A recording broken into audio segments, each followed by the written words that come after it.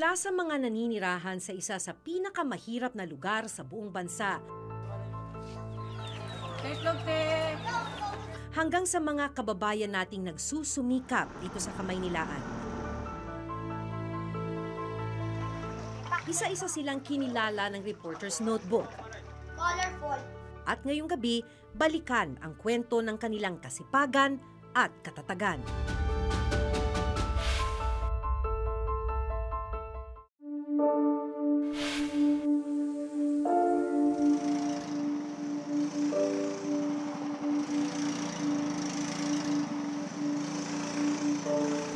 Sa pagbisita namin sa itinuturing na isa sa pinakamahirap na bayan sa Pilipinas, nakilala ko ang 10 taong gulang na si Jules. Kasama niya noon ang kanyang mga kaibigan.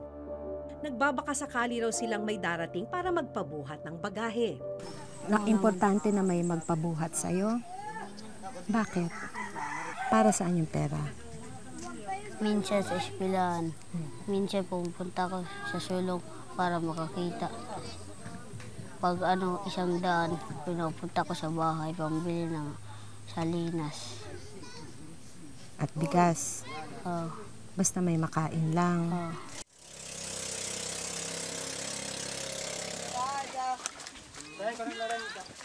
Mabilis na nakipag-unahan si Jules sa ibang mga bata.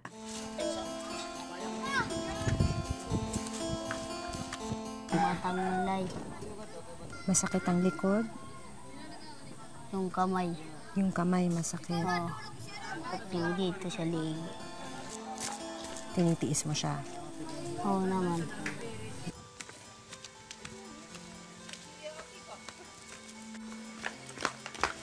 ₱5 hanggang ₱10 lang ang inaabot sa kanila ng mga nagpapabuhat.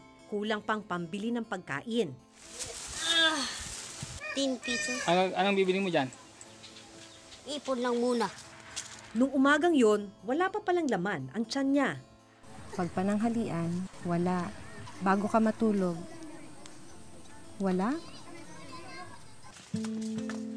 Oras na ng pananghalian, nagpa siya kaming samahan si Jules pauwi sa kanilang bahay. Pagdating sa bahay, sinalubong ako ng lolo ni Jules na si Lolo Juanito. Hindi namin inasahan ang matutuklasan namin dito. Kamamatay lang pala ng 3 taong gulang na kapatid ni Jules na si Ivan. Condolences po. Ano ho nangyari dun sa apo niyo? Yung sakit, yung mata, nagkasakit. Yung naniniring yung mata. Dinala di sa bahay. Nag-asintin doon yung mga midwife. Wala kami dyan doktor eh. Masakit nga po eh. Gawa lang. Kaya pa mabuhay. Pero wala naman doktor. Tapos hindi nyo naman ho maitakbo. Hindi namin may magtagbo dahil wala sasakyan dito. Wala kami pera. Kwento ni Lolo Juanito at ng tatay ni Jules na si July, bigla na lang nahirapang huminga at nanilaw ang mga mata ni Ivan. Masakit sa loob ko.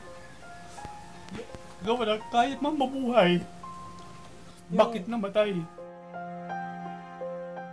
Habang kausap namin ng lolo at magulang ni Jules, nakita namin siyang kumakain sa may labas ng kusina ng bahay.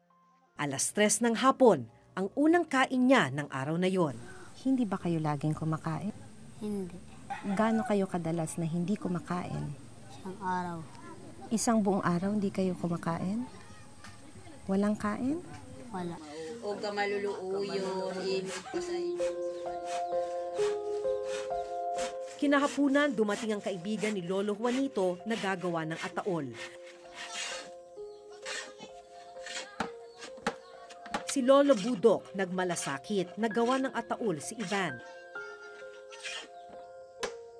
Kinagabihan, nalaman naming wala rin palang kuryente sa lugar.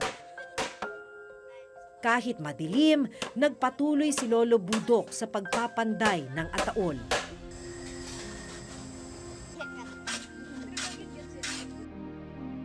Hanggang sa maayos nang nailipat sa ataol si Ivan.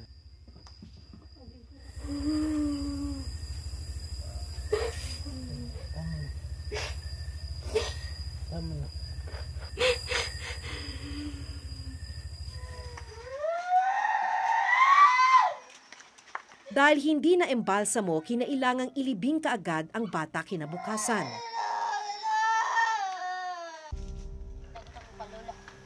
Nalaman namin na hindi lang pala si Ivan ang namatay na kapatid ni Jules.